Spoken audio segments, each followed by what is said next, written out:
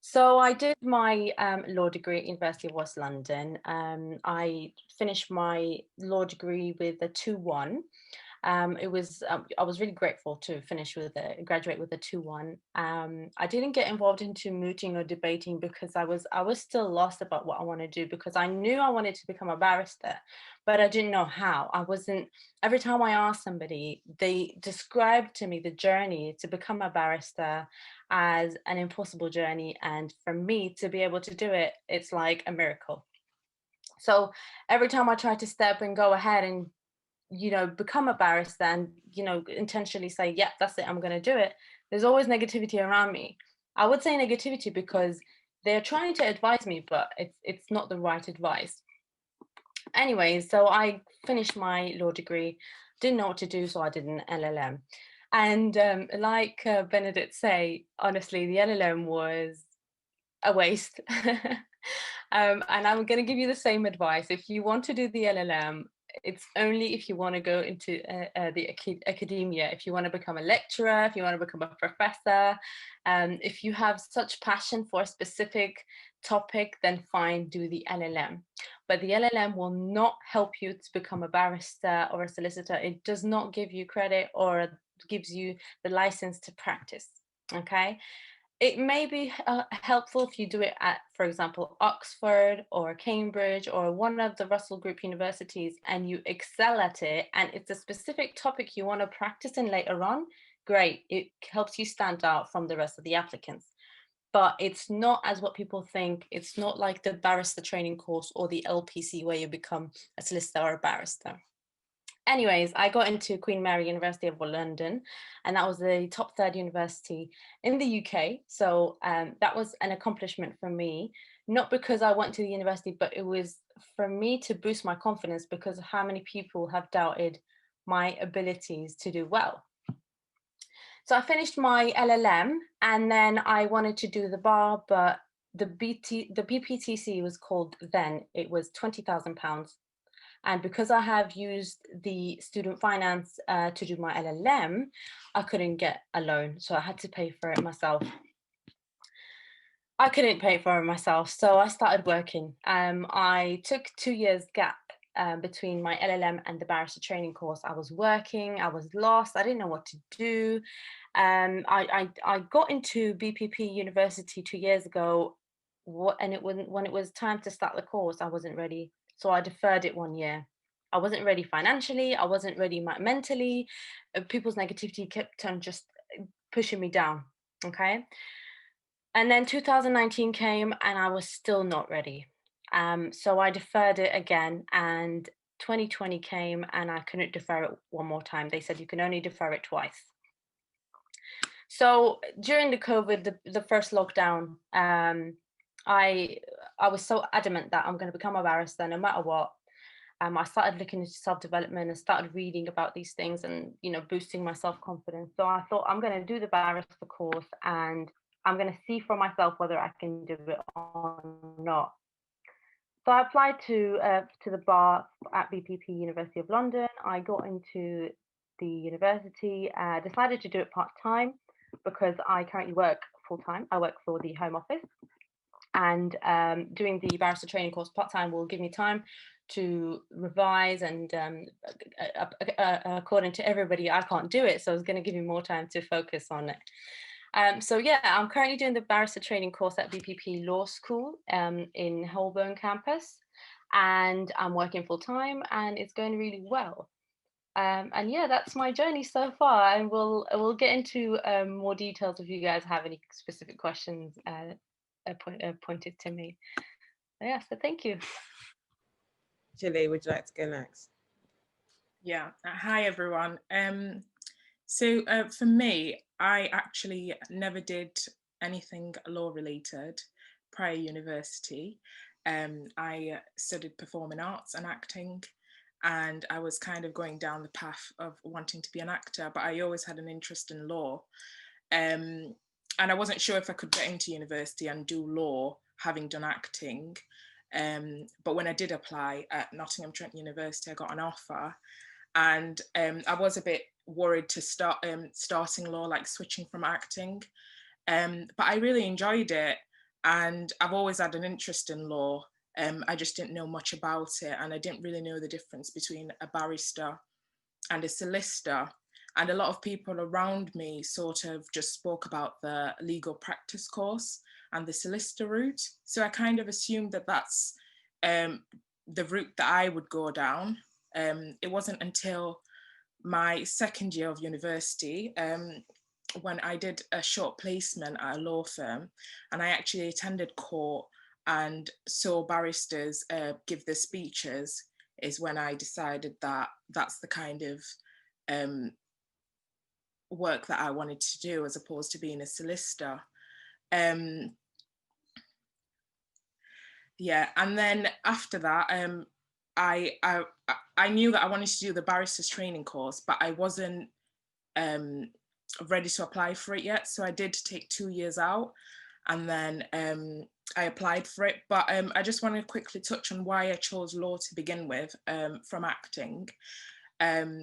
So for me personally, I was working and I was just really interested in employment rights, and I would do a bit of research, but it was very minimal. And whilst I was studying acting as well, when I first moved out at 19 and I was renting, I had a few issues with my landlord, and I had to go through the process of the small claims court because I had to take some money back from him. And going through that process just made me become even more interested in law, and wanted me to pursue a career in law, because I kind of wanted to be able to do things like that and help people in situations that I was in. The bar course itself is quite intense and very time consuming, but from the stuff that I heard about the bar course, I feel like it's very it's not impossible and you can do it. Yeah, and that's it. Nathan, would you like to go next, please? Sure. Just picking up there from Chile. Of course, nothing's impossible. But when I first started out, I didn't want to be a barrister. I think, like most boys, I just wanted to play football, and that was my dream.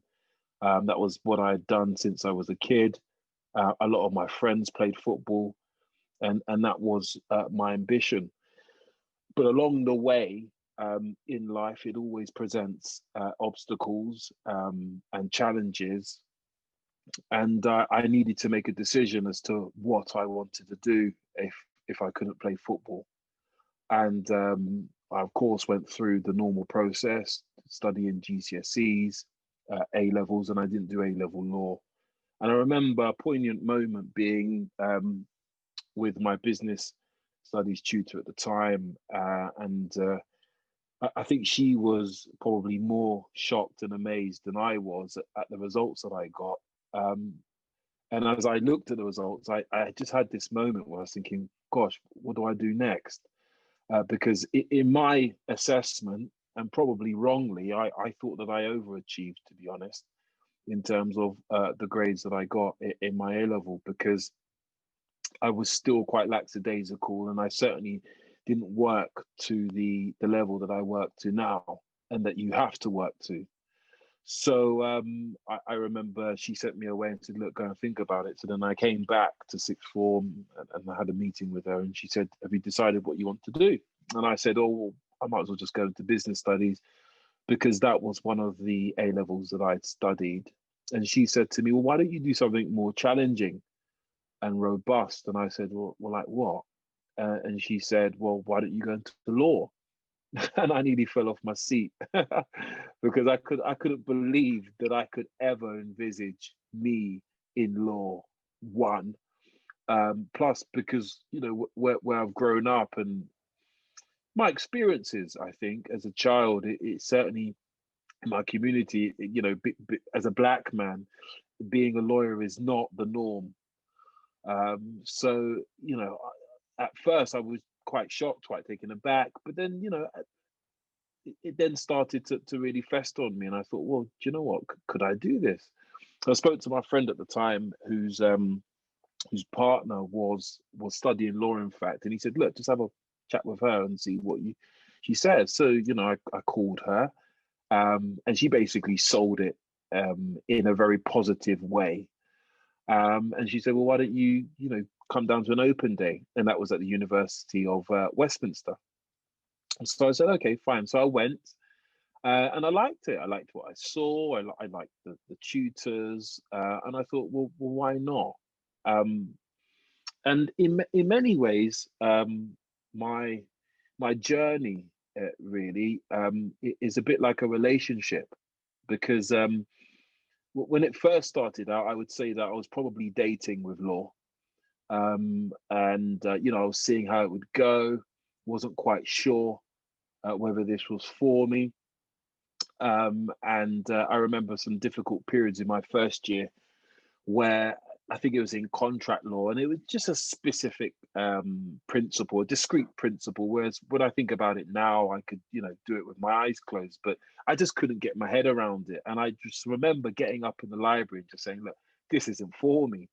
And I walked out, and I remember a girl called Elizabeth came after me. She said, no, Nath, come on, you could do this. And I said, nah, I don't think that I'm cut out for this. And at that point, I didn't know which direction I wanted to go, whether it would be a solicitor or barrister. So I came back into the room and the library, sorry. And then, I continued and I was on my journey. And at this point, I would say that it was still now, it was probably a romance at this point, because I started to fall in love with it a bit more. But I still wasn't sure. So, as my mum would say, it was the honeymoon period. And that was continuing for at least about 3 to 4 months. And then literally, I've never looked back. And I've grown as a person from strength to strength. And you go through those milestones and you pick up that strength and you pick up that confidence. And in a nutshell, I describe it in this way. It's almost like the 3Ds: discipline, dedication, and determination. And those are the 3 principles that help me every day, and even help me to this day right now. Because if I fast forward and tell you what I'm currently doing, I'm currently on a 4-day final hearing representing a very vulnerable mother who wants to keep her child. I then on Friday start a very complex sex case against minors where my client is facing very serious allegations. And over the past 2 weeks, including Christmas, I've been prepping every single day. So in order for you to get to that point where you don't slack off and you understand that, you know what, I'm in a very important line of work and that people are counting on you, you have to ensure that you remain disciplined, determined, and that you don't fall off the path. So those are the principles that helped me through. And I achieved a very good high 2-1. I think it was 68 or 69%, but not far off from a first. But it doesn't really matter, in my view, whether I got 54% or 62%. What matters is that I felt that I could do this and I was believing now, and that was helping me get through this process. You will hear people say that if you get a 2-2, then it's lights out, forget it. That's not the case. I know many people at the bar who've got 2-2s. I won't name or shame them because they probably won't forgive me for that. But you'll be surprised. But that's not me saying to you that a 2-2 is acceptable. You know what a 2-2 or 2-1 or first means to you, and it's down to you to ensure that you get the best grade possible. But do you have to study law? And that's a really